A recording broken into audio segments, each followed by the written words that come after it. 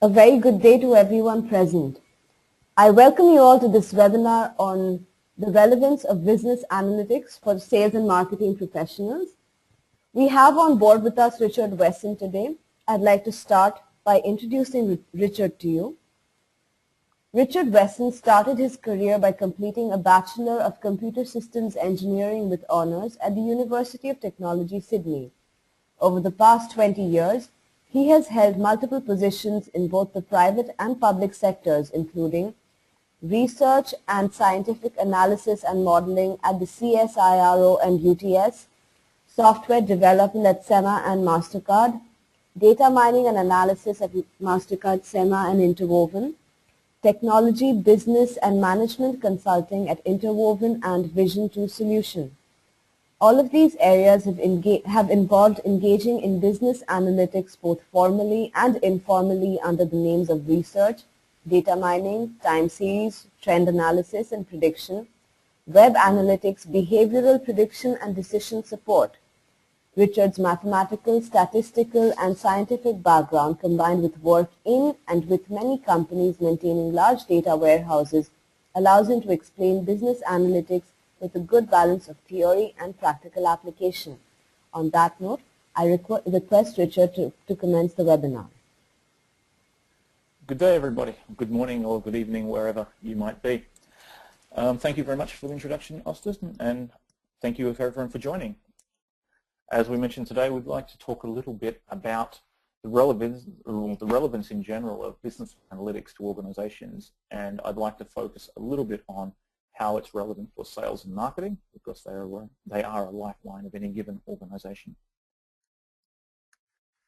So an agenda of what we'll be going through today is I wanted to start by setting some context, talk about what business analytics is really all about and what it's trying to achieve. And then based on some of that information about what business analytics needs and trying to dispel some of the buzzwords you may have heard and get more into understanding what the purpose is and how it's available and why it's important, then we'll look at what the relevance to specifically a sales division and then a marketing division. I have a couple of examples of things that you may have heard of in the market over the last number of years. And then I'd like to switch gears and talk more about business analytics training and some batches that EduPristine have got running all over the region and around the world, as they have a rather large global network when it comes to organising training, and I'll explain a little bit about a training model. Coming towards the end of that, I'd say that's 30 to 40 minutes. I think we will then be able to get into some Q&A, and I would encourage you to ask me any questions you have about either business analytics or how it's approached or things of that nature. So let's start by looking at why does this thing called business analytics exist? If you ask many different people, that there are many different definitions of what business analytics is, what it's meant to do, and who's meant to use it, I would like to go back and say, let's just look what business analytics is and its general purpose, and then hopefully each and every one of you in your careers and in your current organizations can get an idea of how that relates to you. So if I was to start by saying what is the mantra, at least what's my mantra as a business analyst of the purpose of business analytics, and that's really is talking about transformation of data into information. And now there's a very important difference about what data is compared to what information is that I'll get into later, though it's very important to realize that just having data is not enough. Data and scientific technique is what is necessary to generate what is called information. Information is what is used to influence decision and thought processes, not data. Some people often look at the idea that they say, oh, the data says this, let me see what the data is telling me. Well, the data isn't telling you anything except a value. What you're doing with it, what processing you're doing, and whether that's valid or not is where information comes from. And in any kind of business analytics situation, you're aiming to gain a bigger picture using multiple data sources and the relationships between them. Now, some examples of what those data sources might be are things like transaction histories in a financial system or purchase histories. There might be customer relationship data you might have about contact details of the customer, the demographic information about where they live, their age group, their interests, their gender. There also might be information by tracking and monitoring online browsing activity. Web analytics is a very large market. It has been now for 15, 20 years. There's other newer areas. When I say newer, I'm referring to the last 5-6 years, where social media has become a very key player in the market and in analytical information, giving rise to social media activity monitoring or sentiment monitoring. And a direct example of that I did is one of my customers a number of years ago used the TV celebrity chef in the UK, Jamie Oliver, to do a campaign. And Jamie Oliver in the UK and in the world tends to be a bit of a polarizing figure. Some people really like him and some people don't. So we were able to then look at the sentiment that came out of that once that campaign came. So this is another source of data that is an input into what a business analyst there says when they try to make sense of the big picture. Now, unfortunately, today and historically, a lot of organizations thought they were doing business analytics, but were not actually doing that. And what I say by that, they thought they were doing business analytics, I meant that they were collecting silos of data and putting them together as information. So this database here in finance, this database here in sales, this pipeline sheet here in marketing, this database here in customer service. And then they were doing some analytics and asking some questions of that data without looking at the bigger picture. And the best results of that can at most be questionable conclusions. It might be a very specific question related to one thing, but it does not tell you what your customer is thinking. It does not tell you what the market is thinking, and gives you absolutely no mechanism to be able to predict where shifts in that may be. So unfortunately, it led to skewed conclusions. I've seen many of those presented to me. Even sometimes when I have workshops or doing projects with Six Sigma, I see people put conclusions up there that are clearly skewed according to lack of data or incorrect analysis of that data. The conclusions are often incomplete or very questionable, and so that's why there's a whole field called business intelligence trying to remove that problem. And sometimes different silos will give you contradicting information. And contradicting information is because you've got different criteria when you're looking at the same data. So one piece of data could be measured against this threshold and succeeding, but the same piece of data measured against a different part of the organization's threshold shows a failure. So how do you reconcile those? The only way you can do that is to think about data integration and business analytics in a more holistic view. Now, the last thing I wanted to point out was business analytics, because it's used to influence decision support, it needs to be statistically and scientifically valid the way certain calculations are done. So the whole purpose of doing business analytics and having business analytics training and skills is to give you a scientifically recognized and statistically recognized technique and methodology when you're actually making conclusions. So much so that you actually make that conclusion with what's called a percentage confidence interval, and that's typically 95 or above. It says that there is a possibility that we haven't captured every possibility here. However, we have an extreme amount of confidence, and 95% is usually considered a reasonable factor for that. Because you want a good level of confidence if you're talking about making a decision based on what the data is telling you. When we get into how it's useful for forecasts and sales and things like that, and pipeline generation, remember these are key inputs into the business that executives need to use as a way to make decisions. We want them to be as rigorously and accurate as possible, because a bad value or bad analysis will result in a bad decision. The other thing that it can help, though, is to give you some statistical idea, get an idea as to what's happening in the market, some intelligence, if you like, predicting it. And predicting market and customer behavior and what reactions we need to make to that usually results in some kind of business transformation, be it small or large project, sometimes called continuous improvement projects, and that comes from what-if analysis.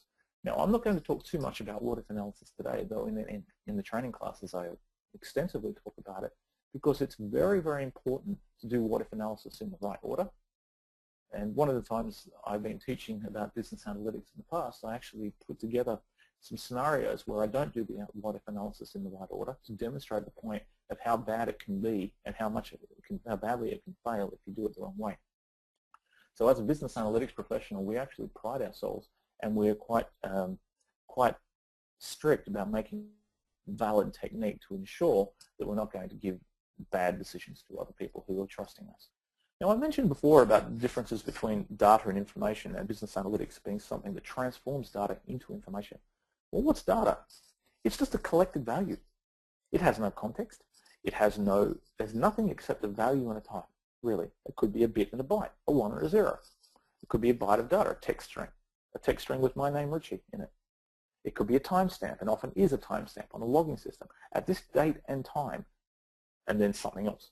It could be a tally. Often I see people on the roads with a little click button, and they click, click, click away to count the number of cars or pedestrians or something for some data gathering activity. It's usually stored in some kind of file, be it manual or electronic. It's databases and things like that.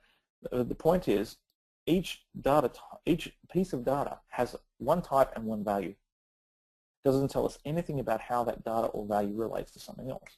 If I was buying a car, or if I was looking at car buyers, I might look at their gender, look at their age, look at their salary. Their gender has nothing to do with their age, which has nothing to do with their salary when we're talking about business analytics. So going back to the point about data, is that it's a given, it is just a single data type and a data value. And the data as it's stored, irrespective of what I might think about that, data as it is stored doesn't give any representation or indication at all of how it's related to something else. So if I was looking at data about a car, there's gender data, there's salary data, there might be age and demographic data, there might be location data. The data itself doesn't formulate any conclusions and can't do that. When I start processing that in my head and then with statistical things, I can move that to information. So that's a collection of data with some context and a question or some objective behind it. That's where it becomes information. So what business analysts are really all about doing is taking data from here, going through some process and moving it into information, where we then start looking at relationships. So does the gender and the salary and the location have any effect on the type of car? Or we even take it further and we start looking at how we can model that data to provide some kind of mathematical or statistical function to represent that, because it represents a business concept that we want to then perform some what-if analysis on later.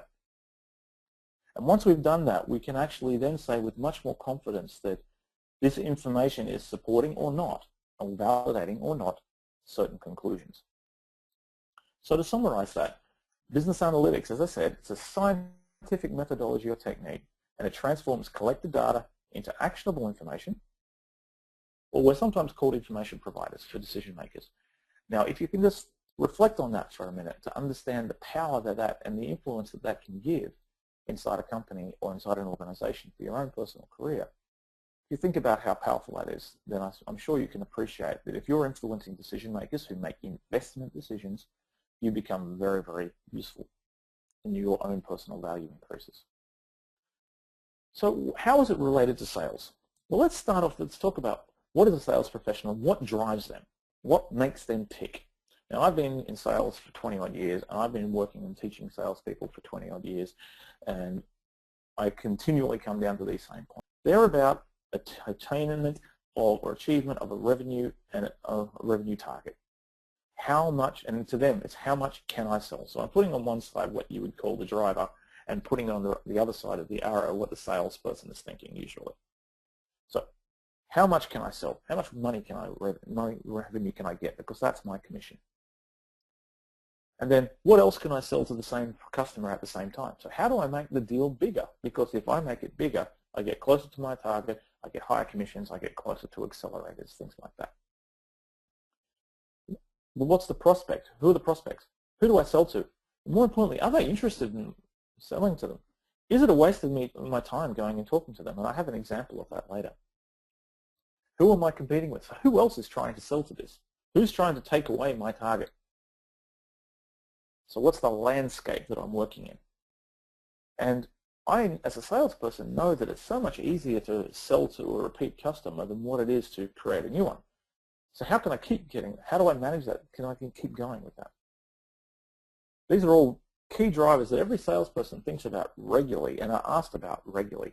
But they're asked about, how's your forecast looking? What else would be available? What's the pipeline? Who are you competing with? And it's important to understand that a salesperson actually has two customers, not one. First is the person that they're trying to sell this particular product or service to. They're the ones who pay for the sale. There's also an internal customer, being their finance team, who validate it. Because unless the internal team are comfortable with the sale, the salesperson doesn't get achievement recognition or commissions and things like that. So they need to balance that quite well. And that's where business analytics is very, very helpful. So some applications of business analytics to sales is about customer issue resolution and account management. If I said the internal customer is important. Forecast accuracy, their own boss, is incredibly important. So how the targets are set, business analytics can and often does help with that, and about profitability of the sale. So starting off with customer issue resolution. When it's all said and done, a customer issue becomes a barrier to a repeat sale or to a sale in general. So if you can resolve it, you can improve a customer relationship and you remove or at least minimize a barrier to further sales going forward. Now there's a lot of information that companies typically already collect and analyze about purchase history, about the timings of purchases, seasonality or time between purchases, about the ASP or the average sales price. And there's a whole series of other things about purchases, about demographics. There's also a lot of data that the logistics side of the company generates and captures and then generates information about specific to them, about shipment timings. Are they meeting SLAs? What's the history? Has this customer had a problem or not? Call centers do the same about a volume versus a period. How much volume is it based on this period? Is that seasonally related? Is that product quality related? And there's a little example here of a particular customer who's being visited by a sales rep who wants to close a deal. But because there's an issue and a payment issue, it's all come from a stock issue, it became a barrier to sales. So what a salesperson is looking at for either themselves or for a package or a business analyst and a package of themselves, any combination, to be able to remove that obstruction to get the fastest path to closure. Business analytics, the role of a business analyst is to always look for these things, to remove these barriers or to at least make them aware so the salesperson knows how to conduct that information because that's better for generating revenue.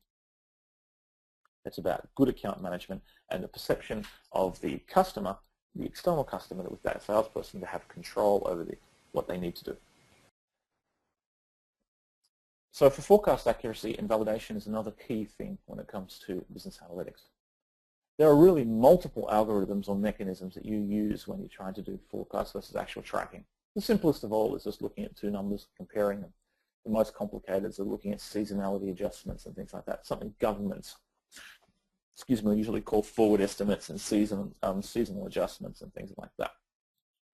The bottom line is really it's the statistics and analytics that's going into understanding what we thought was going to happen versus what actually did happen. And we know what actually happened because we have our order history, we know what our shipping history, we know what changed, we know what unexpected events happened. We were, in some cases, may have been able to predict those, in other cases not. But having a business analytics regime that looks at all these things and tries to identify trends and also mapping categories to try to work out buckets of issues can only make our forecast more accurate. For example, the most common mistake that I used to see in cultural forecasting was in the US, they're used to a financial year at the end of the year, and that's when there's a lot of spending. Whereas in Japan, the financial year is at the end of March. So January to March is typically the largest quarter in Japan, whereas October to December is the largest quarter in the US in most cases. April to June is the largest quarter typically in Australia and New Zealand because they have a mid-year financial thing. So seasonal forecasting comes into that, making the forecast versus actual very, very important to understand the analytics around that. But not only within that seasonal stuff, but also cultural changes. Where does Easter and Chinese New Year fit in? What about summer vacations in Europe? Because in Europe, summer vacations are typically 4 to 6 weeks and it closes down Europe in August and September in a lot of situations. So there's a number of areas where business analytics can look at a lot of data. They can start transforming that into information to give reasons about how to predict what is going on. And these are just some examples of that. Another area that comes up is the purchase behavioural trends. Some people buy because of the reasons we think they buy. Other people buy for completely different reasons. Sometimes they buy based on time. They buy based on compelling event. They buy based on status, buy based on review, whatever it turns out to be. We can usually get a better idea when we start looking at more and more transactions or conversions, only when we start looking at a bigger picture and transform individual data into proper analyzed information. As a business analyst, that's a very important job. And if you just think about this, if we're able to influence forecast accuracy is the #1 input into any sales-driven organization. The better the business is going to be, the more valuable you become, because you can also give the ability to help with predictive and proactive investment, that market expansion, market shifts. Not only do sales teams revenue, how to sell it, they care a lot about how their targets are set. Now, as a former executive in a company at Interwoven, I used to set the targets with a very scientific method. And that's because I have a business analytics background and I knew how to set it and make it something that was fair. I would often have salespeople come back and say, but I feel it should be this. My feeling is that's too high, or that's not right in this area. And my answer was, well, I use a scientific method. I would like you to use a scientific method to come back to me and tell me what's different. And this information is readily available. It's always there. It doesn't require a business analytics regime or department to have it there. It is something that just requires a business analyst to think about it. Now for me, I was doing business analytics because that's my background, so I was able to do it when I was in sales executive's role as well. One thing that's important to note though is not only does it help me set goals, it also helps me set training or retraining or growth or individual support kind of plans as well. And the reason that that's important is sometimes good salespeople can't sell because they don't know what they're selling because they haven't trained. Now, is that their fault? Or is that maybe the company's fault? So using business analytics can also not only just be a big stick, but it also can be an opportunity for productivity enhancement without really costing anything. So if I can bring that kind of thought process to the table to a decision maker, that's extremely helpful. It also provides the ability to go through prioritization for sales opportunities. In any big company, there's only so many salespeople who can only have so many hours to sell so many things. We need to prioritize that for maximum profitability. And that's exactly what this the sales methodology that's been around for 30-odd years, called targeted account selling, or TAS, is all about. Now, what you may or may not have heard is it's fundamentally founded on business analytics techniques. It's often executed and implemented in companies without thinking about it properly, where the analytics is nothing more than superfluous. However, it's clear that it's a validated concept and a validated methodology, and with some analytics behind it, it becomes actually very valuable. Another thing sales executives care a lot about is not only just increasing revenue, but also profits. Because it's easy to sell something and get revenue, but if the cost of sale is higher than the revenue coming in, that's a low profit sale, or even a negative profit sale. There needs to be another reason to do it. A salesperson won't tell you that because they're looking at a target objective, a revenue target. A sales executive is looking at a revenue and a profit target, but they don't usually get too much information about cost of sale because that's in another department, typically in finance and financial modeling. So what I'm suggesting here is business analytics can become an information provider to most of these things to make sure that we're focusing our resources on high profit margins and high profit work as opposed to work that may be ultra competitive or might be high revenue but high cost, and so it's actually hurting the overall margin of the company. Again, the purchase history and the ASPs are very helpful for this. It might be timing about how long it takes to make a sale, even if it's a big one. The generation of the pipeline. How much does it cost to do events? How much advertising? How much do we need to pay celebrities? What about website management, campaigns? How much is the cost of the actual sale and be able to get to that sale? Because that's what sales profitability is all about. Sales margin is actually one metric that the NASDAQ requires all tech-listed companies to provide on a quarterly and a yearly basis. So the point here is, remember that the sales reps are only measured against revenue targets. The executives are measured against revenue and profitability in most situations. So as a business analyst, who do you want to be more aligned with? Who can you add more value to? I would suggest sales executive. And also, who makes the decisions about budget? Is it the rep or the executive? Once again, it's the executive. I'm trying to demonstrate the point here that business analytics is about investment support and decision support. It's much more, it's very, very valuable to the people up high. And if you provide it to the people up high, then the sales reps get more revenue and they're happy as well. It's a win-win, it really is. So we've looked at sales. Now let's look at marketing. Like I said before, what makes a salesperson tick, or what makes a marketing person tick now? First, the size and the growth of the market. the brand, and can that market support us? Remember, there's just not us. There's multiple competitors in that market as well. Is the market big enough to support everybody? That's what market sizing is about. The trends. What is the market looking for? Is it what we're delivering, or is it not what we're delivering? Is it changing? What is our vision of the market? I'm in a situation now where I'm dealing with that as well. The marketing has a dream about whether delivery can be done and things like that as well, because they're seeing some shifts in the market, and they want to make sure that we're achieving against those shifts. Who else is there? Are there new players coming in? How are they perceived? What's their brand like compared to ours? Analyst reports come out quite a lot, especially Gartner in those areas, about the Gartner 4 quadrants. But what else is available? Are we too much? Are we selling Mercedes-Benz cars when all we need is a little Toyota? It's possible. But what makes this difference, the competition? Why is our brand important? Because that affects our pricing as well. And there's a last thing that many marketing professionals, certainly marketing executives, think about that isn't always immediately obvious. But marketing is the one part of the company that I've ever worked with in multiple companies where if I don't spend all my budget, I get in trouble. Whereas every other part of the company is if I do spend all my budget, I get in trouble. Why? Because marketing's job is to make the market bigger. It's to create the landscape and the environment for sales. The customer of marketing is the sales team, and that is it, nothing else. So if I save money, it means I'm making less of an environment, or potentially less capable environment, so my customer can't sell. I'm limiting their ability before we even start. So if you're a business analyst and you're working with a marketing team, financially and value-wise, that's a great place to be, because it's the area where marketing budgets, of course they have budget controls and budget constraints, though you're encouraged to spend the money, not encouraged to save it. That being said, you're also encouraged to spend the money on valuable things, and that's where business analytics comes in, about prioritization, about understanding shifts, and so on. So, examples of that. About market trends, looking at shifts in markets, because they happen every day. Targeted campaigns and events, we'll talk about those. We'll talk a little bit about behavioral targeting and optimization. And then pipeline generation, because that's what feeds the sales team. So let's start about identifying our marketing trends. Markets can evolve every day. They change every day.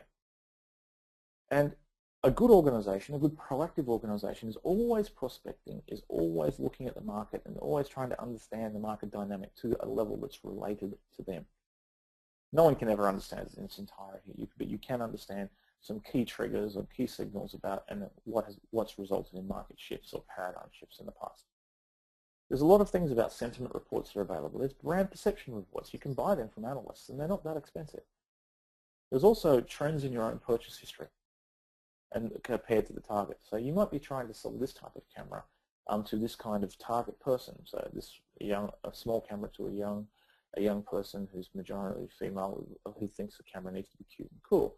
And you're finding that old men are buying it instead. That would be an indication of the difference between your purchase, your targeting objective and the purchase demographic. This information always comes up because you know who bought it, you know what they bought, and you know something about them. So the goal of the business analyst inside marketing is to try to say, what should I be asking about this? What is it telling me? What's it hinting to me? And what questions do I need to ask based on this information? Now, to give you an idea, just how the market perceptions change and the market dynamics and the evolution can affect you. If you start with your perception changes as slightly, that's automatically a brand perception change. The brand value changes, it could go up or down. The pricing changes as a result, because if the perceived quality or the perceived understanding or the perceived level of coolness or sexiness or whatever it is that you're selling affects your value, the ability for you to control pricing is now either increased or decreased. They're directly related, and obviously pricing means profit. It doesn't mean revenue, it means profit. Because you're selling the same product for a different price, it costs you the same amount of money to make it. So your profit goes up or down. Why am I mentioning this? Because business analytics going directly into marketing and directly into sales has a direct financial goal. Executives of companies care about financial goals. So that means that they should have a good reason to care about business analytics, and they do. There's lots and lots of jobs out there about this.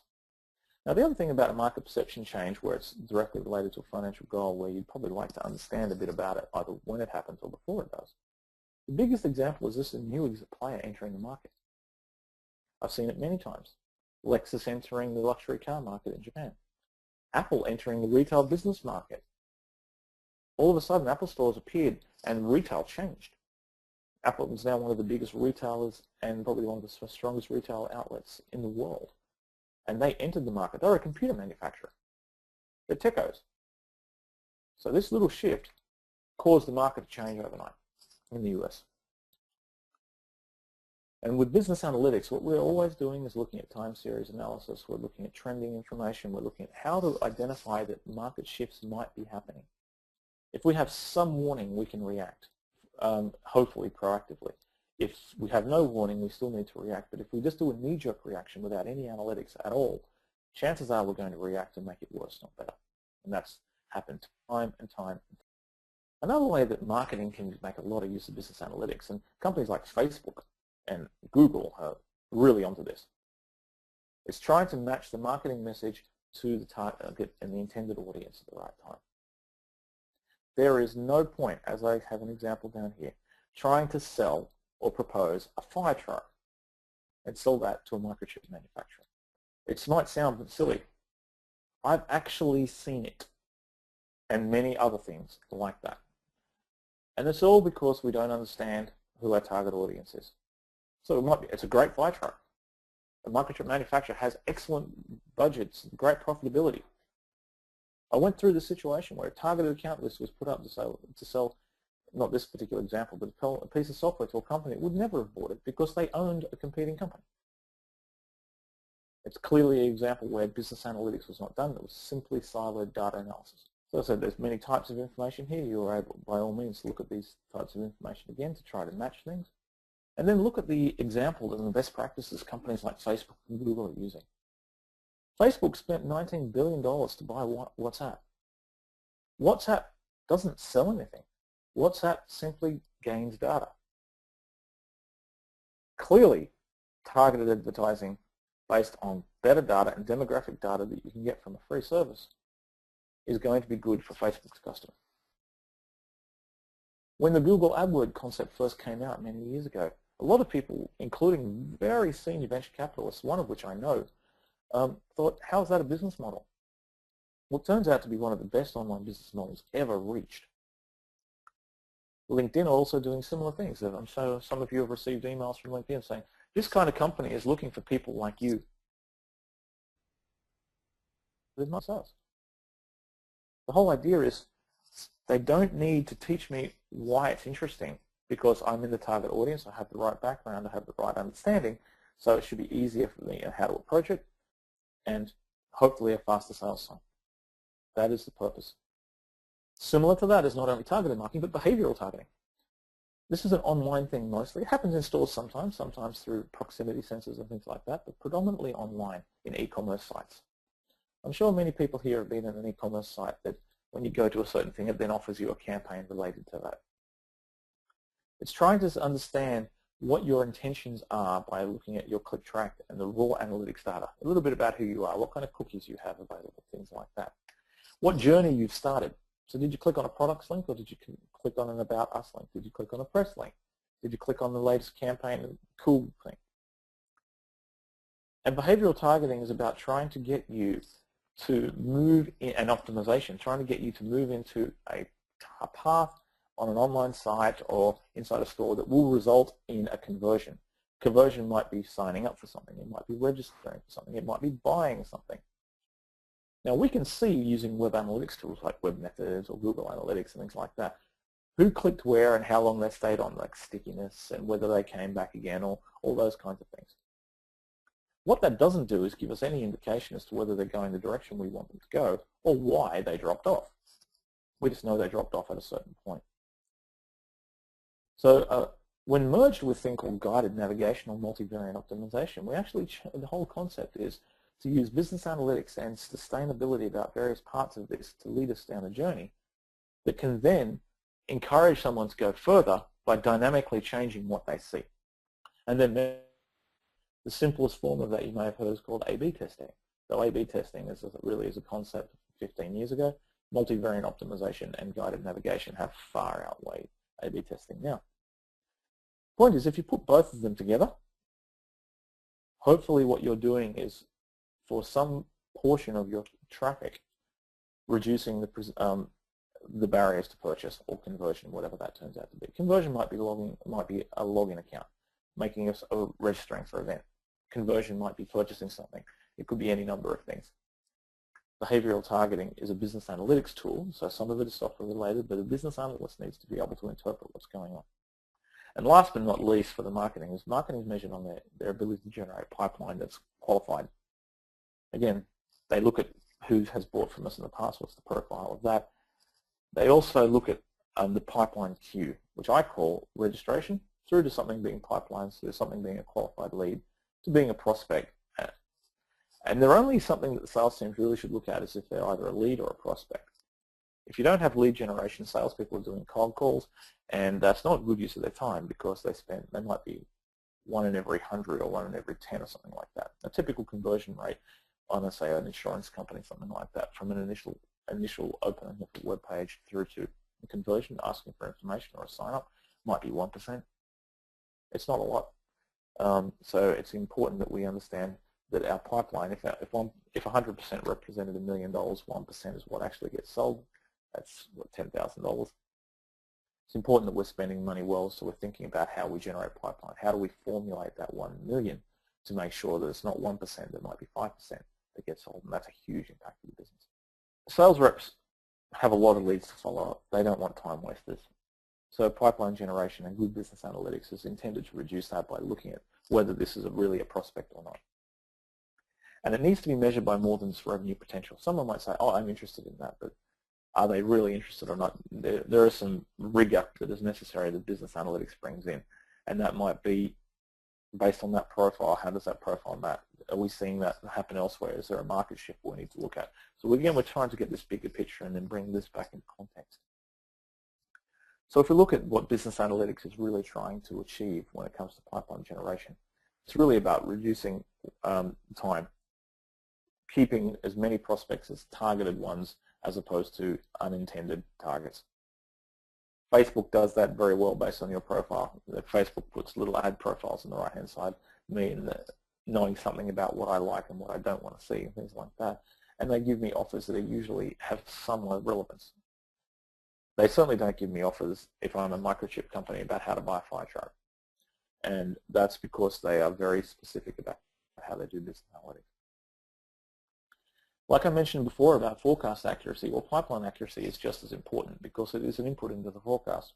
Both of them are very, very important when it comes to longer term, yearly, 3-yearly business planning, about what the projections of the business are going to be like. Stockholders care about that. Executives care about that.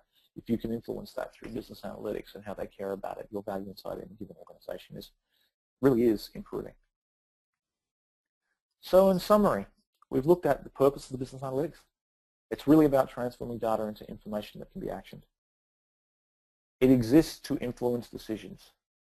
It doesn't exist just to be there. It exists to influence decisions about key performance metrics of any given organization. And if done properly, it can significantly increase the productivity of sales and marketing. And the reason is because it can help you prioritize, it can help you avoid time wasters, and it can actually help you identify shifts to make sure that you really are still giving the right pitch in a sales situation. Sales divisions that embrace business analytics and their activities recognize the relevance, and that does exist significantly right now. There are entire companies that exist to help with this. Salesforce.com is one example. Oracle is another that help with this. Business Objects is another. Web Methods is another. Omniture is another. It does the same for marketing divisions. It can influence their prioritization, it can influence what they do, and can make sure that the money that they're spending gives the maximum output. And that's why it is such an important piece of the pie to think about it across the board. And I would certainly recommend, if you're somebody considering business analytics either in your career or inside your company, if you're hiring for it, you're looking for scientifically minded people. You're looking for people who are quite happy to work with data and mathematics. You're not looking for people who are advertising creative. You're looking for people who are interested in rigor, who are able to handle statistics. Because if it's not done properly, business analytics is storytelling, and if it's not done properly, business analytics is fiction. Scientifically minded people won't accept that. They will view this as something that needs to have some scientific method and prowess about it. And as my point was, I actually even came across one yesterday in some meetings. They were talking about the information and what they called data and information they were presenting was really more feelings than anything factual. Now there's a good balance between gut feelings and factual information, but I will always say for business analytics, if you can deal with facts and then question that with feelings or support that with feelings, that's better, but the other way around is a recipe for disaster. There are very few people who can just sense what's going to happen. Someone like Steve Jobs could do that. Someone like Larry Ellison can do that. Many other people cannot do that, though they will claim or might indicate that they think they can. So business analytics is also about helping them go through the process of scientifically generated data is far more reliable. Now, that ends the topic, the specifics of the topic around business analytics. What I'd like to do now is talk a bit about business analytics training that we at EduPristine offer. So there's some upcoming batches in multiple parts of the world. The first one being in the Middle East. There's in Dubai, in Riyadh, in Jeddah, and Doha on those dates, if that's interesting to you, but also in Australia around Sydney, Melbourne, and Perth, so it's a good cross-section. These are all happening in the next couple of weeks. Unfortunately, I don't get to be the trainer at this time because I'm in Amsterdam at this point in time, but a trainer like myself who is a professional in the market, who is somebody who's very used to these techniques and why they're used, how they're best used, and what best practices are, would be your trainer. That's a great person to have in your network if you're a business analyst because there's someone who can help you based on a lot of experience. Hong Kong also has a couple of sessions. This looks like a weekend session that is over 2 weekends, the 23rd and the 29th of March. So plenty of opportunity if you are interested in taking up a course in this particular topic. Now, we just pointed out some places around the Middle East, Asia, and Australia. But EduPristine provided we provide courses all over the world, both online and offline. Offline being instructor-led training, online training being training like webinars and training through an online content platform with videos where you can do self-paced learning. Now, I recommend to do both. So you do the masterclass and then you get the online training access as well, because that way you can get intensive things, you can get network building, and then you can go back and learn and continue to follow up until your doubts are all cleared by using online forums, by getting access to your trainer at later dates as a result of them being in your network. So if you're in any of these countries and you're interested in these kinds of things or these cities, I think EduPristine is a great opportunity for either you as a person, as an individual, or as a company looking to roll out training programs within an organization that may be regional or global. I personally have been involved in those before, and it's very good to be able to standardize the training material and then deliver it locally with cultural sensitivity and also local market sensitivity, but the core concepts of business analytics doesn't change. Besides the batches I've mentioned, there are also many more. They happen pretty much monthly. The easiest way to get hold of EduPristine is to use that email address. The sales representative will get in touch with you. There's also a number there. There's a number of other numbers if you search on the edupristine.com site that will point you to a sales representative near you. So with that, I'd like to thank you all for your time. I apologize that there's been some audio issues along the way, but having this recording means that you'll be able to replay it a number of times. So with that, I'd like to hand back to Austin to be able to open up for any questions that there may be for myself. Thank you very much, Austin. Thank you, Richard. That presentation was very enlightening. Now I open the floor up to questions. Does anyone have any questions?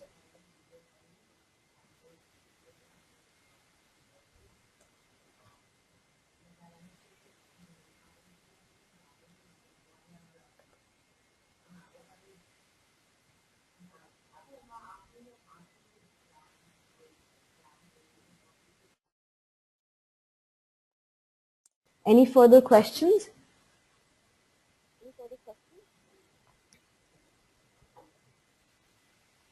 If there are no further questions, then I think we can conclude this webinar. Okay. Thank you very much. And everybody, I hope it was enlightening. I hope you were able to learn something about business analytics and why it might be useful for you. And thanks very much, Austin, for arranging the webinar. Yeah. Thank you, Richard. Thank you and have a good day. Okay. Yeah. Bye-bye. All right. Bye-bye.